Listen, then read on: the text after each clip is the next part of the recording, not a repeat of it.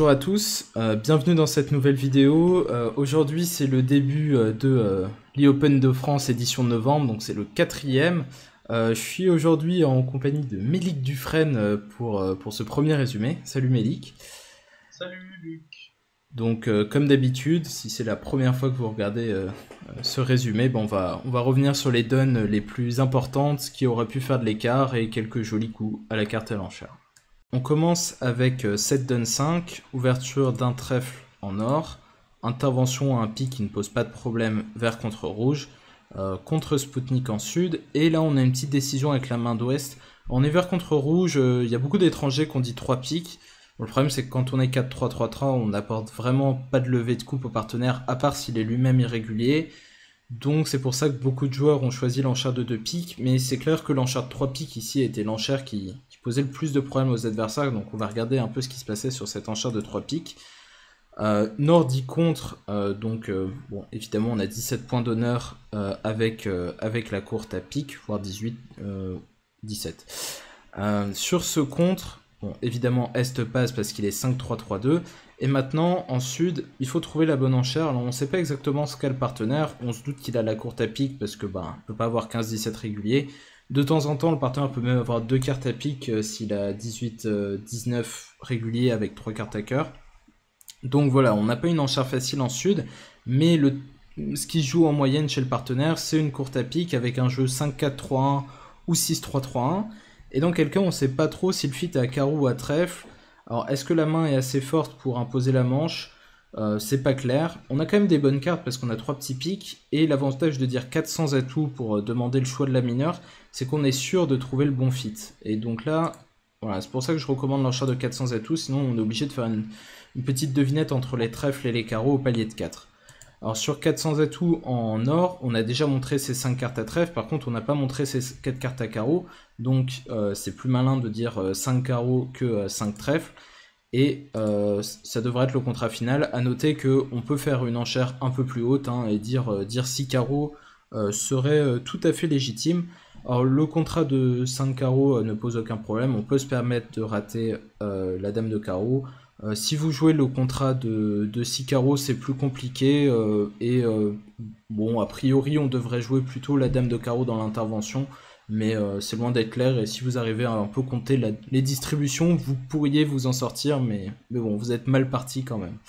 Il y a un certain nombre de tables qui ont également joué le contrat le 4 cœurs en 4 et 3 qui était délicat, il fallait passer quelques bonnes cartes. Mais si on faisait tout à l'envers, on pouvait chuter comme ça s'est passé à la table du graphe. Mais voilà une bonne séquence pour jouer le meilleur contrat. On va continuer avec 7 donne 6. Donc, la séquence se passe passe en est. On ouvre d'un trèfle en sud normalement avec 14 points d'honneur, 5 points. Et maintenant se pose la question de l'intervention en ouest. Donc on a un 6-5, beaucoup de distribution. Et on a vu aux différentes tables des interventions de 1 pic, de 2 pics ou de 3 pics. Avec les 6-5, a priori, on a plutôt envie de dire un pic parce qu'on a envie d'annoncer son 6-5. Mais ici, on a peu de points d'honneur et en disant 3 pics, on aurait aussi bien vendu sa main. Moi, je recommande plutôt l'enchère d'un pic qui me semble plus proche des cartes.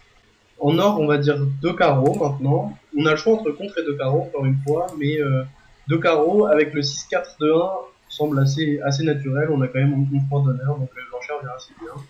En Est, on a 9 points d'honneur, donc ce qui est beaucoup après un passe d'entrée, et un fit quatrième dans la couleur du partenaire, donc ce qui est aussi beaucoup. Donc on va dire 200 atouts pour annoncer une bonne main avec un fit troisième ou quatrième. Et maintenant, en Sud, on va dire on a beaucoup de jeux, on a un bon fit carreau, et on a des top cartes. On a 5 ton pix qui est excellent, on a l'as de cœur, as roi de trèfle et la dame de carreau dans la couleur du partenaire. Donc on a vraiment que des top cartes où on n'a vraiment pas envie de faire juste un fit minimum. On va plutôt dire 3 pics pour annoncer une très bonne main au partenaire. On pourrait aussi choisir l'enchère de contre pour essayer de retrouver le 4 à cœur éventuellement ou des choses comme ça. Mais avec 3 cartes à carreau, a priori, l'enchère de 3 pics se vient assez bien.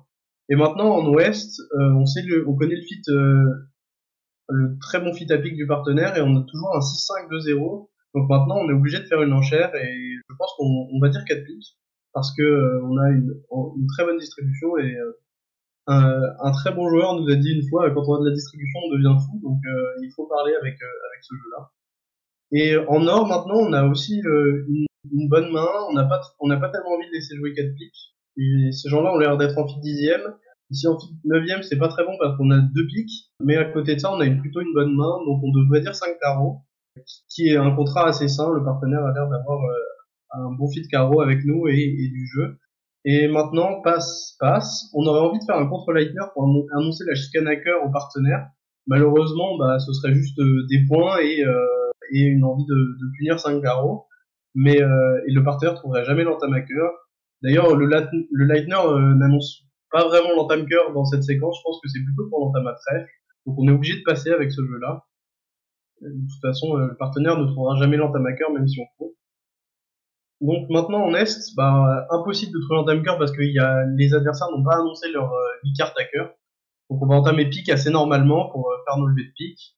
Après le roi de pique, un petit pique, ça c'est moins clair. Donc roi de pique. Et maintenant sur le singleton au mort, on donne une préférentielle avec as dame 10 6e.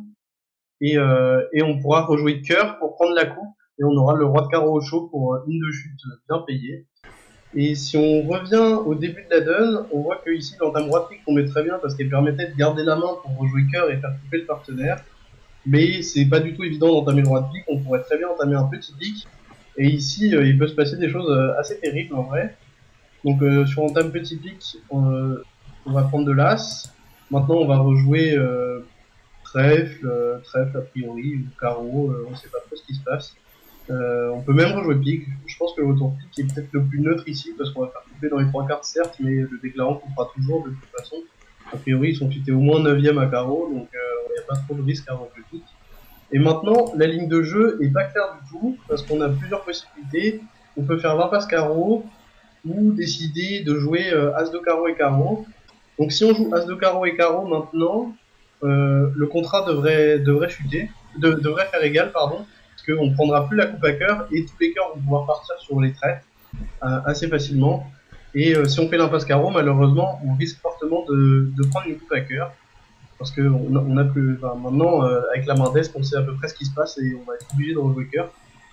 Puisqu'on voit les trèfles qui sont quasiment maîtres au mort. Donc on va être obligé de rejouer cœur quand on reprendra la main roi de carreau.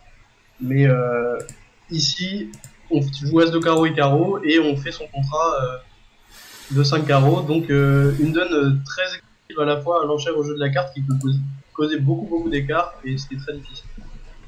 On va passer à la donne numéro 11 qui est vraiment très intéressante à l'enchère. Un trèfle d'ouverture en sud, passe, et bon là ça dépend de votre système, vous pouvez soit dire un pic dans un système classique ou un cœur Texas pick, soit avoir une forme quelconque de barrage à pic. Alors j'aime beaucoup l'enchère de 2 pics faibles, on peut même envisager de dire 3 pics d'ailleurs avec ce bon 6-5, mais bon on est singleton trèfle donc c'est pas forcément terrible. Si on avait les résidus inversés là on pourrait se lâcher un petit peu plus. Mais la séquence la plus embêtante pour les adversaires, c'est si vous arrivez à 4 piques rapidement. Si vous dites un pique, ce qui a été fait à quand même beaucoup de tables, on dit contre en est, 2 piques en sud, et là c'est assez important, il faut glisser une petite enchère de 3 cœurs avec la main d'ouest. Alors on a certes que 4 points d'honneur, mais on a un peu de distribution, on a une bonne couleur secondaire, on a probablement un fit 9ème, on respecte la loi des levées totales. Ça vaut vraiment le coup de dire 3 cœurs parce que là vous allez voir que après l'enchère de 4 piques maintenant S peut aller dire 5 cœurs, il a les bonnes cartes, le partenaire a souvent 5 cartes à cœur dans cette situation, on a des levées, des fois il a même 6 cartes à cœur, hein. Et ce roi de pique sec on sait pas trop ce qu'il vaut, certes quelquefois il fera une levée à 4 piques mais comme je le dis souvent, -1 contre -1 ce serait pas un résultat très grave, alors que si 4 piques gagne, bon là c'est plus la même histoire. Donc voici la bonne séquence pour arriver à 5 heures après l'enchère d'un pic. Maintenant si on dit un trèfle passe 2 piques contre 4 piques, là passe compte, c'est beaucoup plus compliqué de dire 5 heures. Alors on devrait sûrement le faire pour les mêmes raisons, mais tout d'un coup voilà, on voit qu'on a beaucoup plus de pression et qu'on ne peut pas permettre aux adversaires d'exprimer un fit au palier de 3.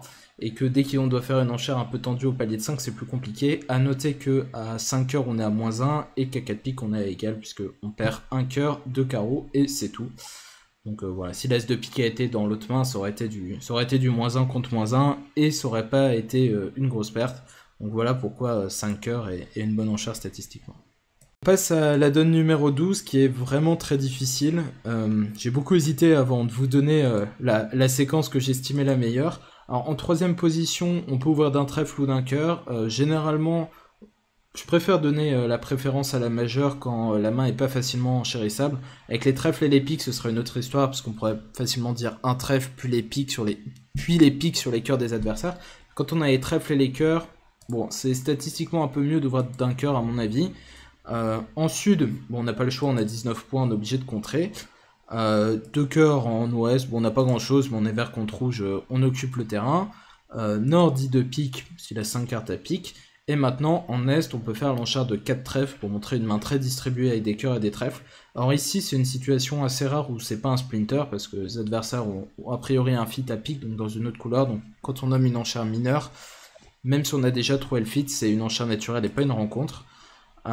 Et sur 4 trèfles, maintenant, Sud a certes le singleton de trèfle, mais il a quand même roi dame de cœur 4ème. Il sait pas trop de ce qui se passe. Il peut dire contre pour montrer un surplus de jeu. Ça devrait pas être punitif sur les trèfles ici. Et maintenant, West a une enchère de 5 trèfles qui vient assez bien. Alors on pourrait se dire que ça sert pas à grand chose de dire 5 trèfles tant qu'on peut jouer 4 cœurs, mais on a la garantie d'un fit 9ème ou 10ème à trèfle, alors qu'à cœur on sait pas trop. Et de toute façon, les adversaires vont dire 4 piques au vu de la main qu'on a. Quand on a 3 petits cœurs et as-dame de trèfle, c'est assez certain. Donc autant anticiper un petit peu et ne pas laisser les adversaires rentrer dans la séquence trop facilement. Sur ce, Nord passe, la séquence est évidemment pas forcing, et maintenant, ben, Sud assure et dit contre, il sait pas trop ce qu'est le partenaire. Bon là, évidemment, on voit qu'il a 5 carreaux et 5 piques, donc 5 carreaux pourrait être une enchère gagnante, mais il faudra encore trouver la dame de pique, et le partenaire n'a pas toujours une main aussi distribuée. Donc voilà, je pense que la bonne séquence c'est ça, on va perdre 2 cœurs et 2 piques. C'est pas trop négociable, il suffit de jouer roi de trèfle, trèfle la dame, de faire l'impasse cœur 2 fois, elle va rater, et puis après on tape pour le reste d'élevé, et donc à 5 carreaux, comme je l'ai dit, on perd un cœur, un trèfle, et puis il faut trouver la dame de pique. On peut pas défausser assez de piques sur les cœurs, et a priori, si vous avez joué ce contrat, je pense que c'est plutôt logique de faire l'impasse dans les 3 cartes si vous avez réussi à compter les mains, puisque l'ouverture d'un cœur, elle peut être faite avec tout et n'importe quoi en 3ème position, mais bravo si vous avez réussi à la trouver. Pour finir, comme d'habitude, on va regarder les résultats et le butler, tout seul cette fois. Alors, on a changé complètement notre manière de traiter le résultat. Cette fois, on utilise un partenaire polonais pour le faire, qui fait plein d'autres tournois également.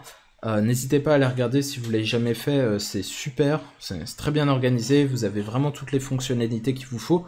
On va faire un petit tour. Alors, vous avez plein d'onglets, donc vous avez d'abord l'onglet résultats, donc là vous allez voir tous les classements. On peut voir que National 7 a pris la tête en poule 1, Corrigan, équipe de marque Calero en poule 2, Bridgehouse dans la poule 3 où les résultats ont été extrêmement serrés.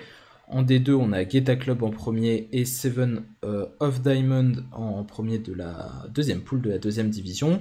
Donc ici c'est les résultats. Après vous pouvez aller voir tous les résultats de chaque équipe, avec aussi les matchs à jouer. Donc ici par exemple j'ai Anjou pas bien, donc l'équipe de Melik. Donc on voit que le premier match contre S, il y a eu 35 à 20. Vous pouvez cliquer ensuite sur le match pour voir toute la feuille. Une fois que vous avez toute la feuille, vous pouvez passer sur l'enchère pour voir la séquence. Et vous pouvez passer sur les tricks, donc les levées, pour voir le déroulement complet de la donne si vous le souhaitez. Et sur le côté, là, vous le voyez pas sur mon écran parce que c'est coupé, mais vous avez aussi les différentes donnes, le diagramme des donnes, le gib, etc. Vous pouvez ensuite voir les résultats par tour, donc ça c'est le tour 1, donc vous avez tous les résultats du tour 1, vous pouvez aller voir le butler, donc là c'est une paire de National 7, en ceci Spillers qui a pris la tête de ce butler devant une paire de juniors suisses ou pseudo juniors suisses que je connais bien, Florian et Philippe.